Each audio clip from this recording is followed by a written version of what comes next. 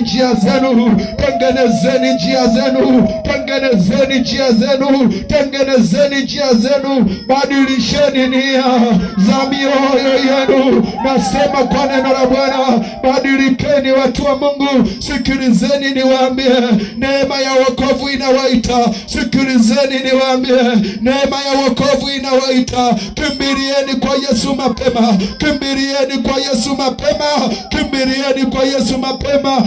Yeye Yesu kama nyota atawabadilisha. Haleluya, haleluya, haleluya. Wakati wa mwisho umefika. Sije mkasema mkuambiwa wakati wa Bwana unakuja. Mathayo anasema itakuwa kufumba na kufumbua, yaani ina maana itakuwa ghafla binivu.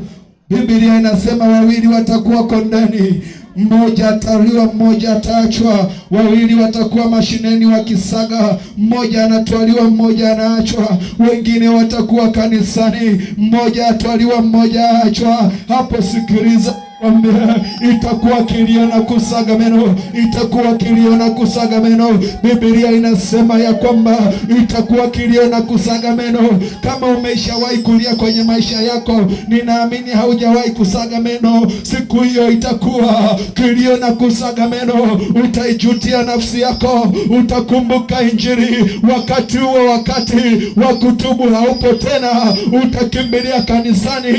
Nataka nikwambie, utafika kule hautakuta mtu, utajihisi uko peke yako, utakimbilia milimani. Biblia inasema wengine watakimbilia milimani, wataiambia enyi milima tuangukieni ili tufe. Biblia inasema lakini milima siku hiyo itawakimbia.